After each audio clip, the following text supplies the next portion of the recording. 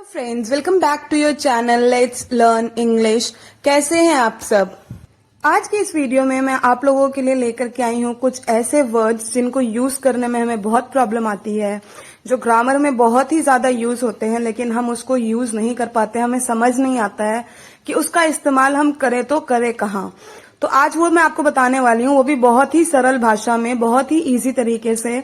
सबसे पहले मैं आप लोगों से रिक्वेस्ट करूंगी दोस्तों कि अगर आपने अभी तक मेरे चैनल को सब्सक्राइब नहीं किया है तो चैनल को सब्सक्राइब कर लीजिए और बेल आइकन भी प्रेस कर दीजिए, क्योंकि मैं अपने एंड से लगभग डेली ही अपडेट आप लोगों के साथ शेयर करती हूँ। तो चलिए दोस्तों शुरू करते हैं। पहला वर्ड है सिंस। तो सिंस जो है ये दोस्तों निश्चित समय को दर्शाने के लिए सिंस का प्रयोग किया जाता है।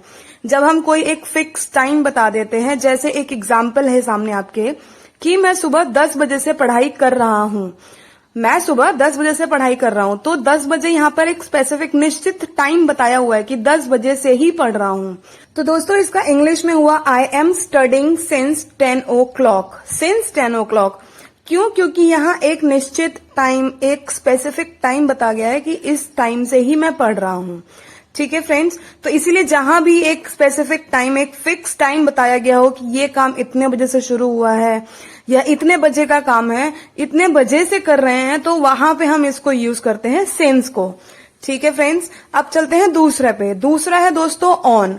तो जब कोई एक वस्तु किसी दूसरे वस्तु के ऊपर हो तो ऑन का प्रयोग करते हैं। जैसे कि एक टेबल है, उसके ऊपर पेन रखा है, तो आपको भी दिख रहा है कि पेन जो है वो टेबल के ऊपर रखा हुआ है।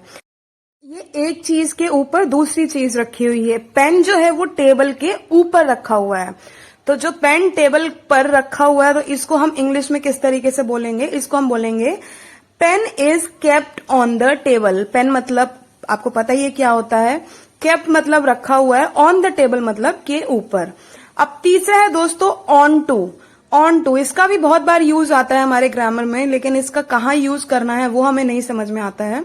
तो सिंपली आपको ये जानना है कि जब भी कोई एक चीज किसी दूसरी चीज के ऊपर गतिशील अवस्था में, यानी कि बिल्कुल एकदम तभी हुआ है, कोई एक चीज दूसरी चीज के ऊपर आके गिरी है या पड़ी है या टकराई है, तो वहां हम ऑन टू का प्रयोग करते हैं। जैसे कि मैं घोड़े के ऊपर कूदा, I jumped on to the horse.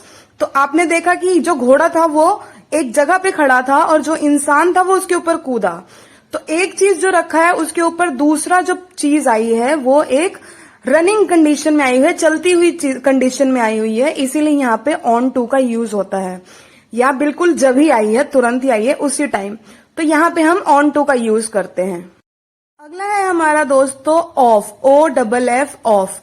तो ये हम कहाँ यूज करते हैं ये मैं आपको बताती हूँ। ये भी एक बहुत ही इजी है और बहुत बार यूज होता है, लेकिन इसको थोड़ा सा अगर आप समझ लेंगे तो आपको इसकी जो कंफ्यूजन है, जो क्लैरिटी है, वो आपको पूरी मिल जाएगी।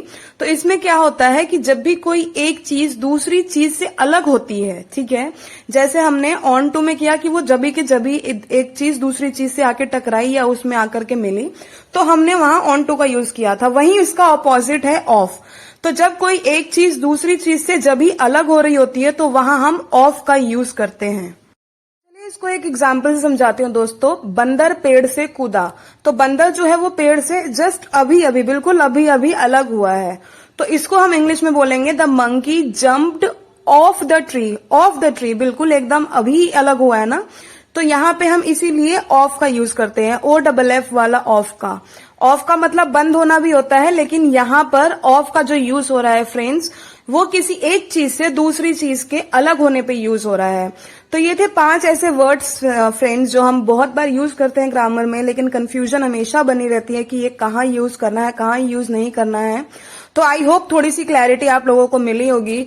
और अगर वीडियो अच्छी लगी हो तो वीडियो को लाइक, शेयर और कमेंट करना ना भूलें दोस्तों।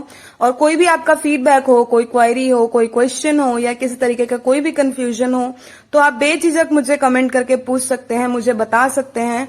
आई am always there for you friends. I am trying my best to help you out, to make things easy for you. और आशा करती हूँ आपको मेरा समझाया हुआ भी समझ आ रहा हो।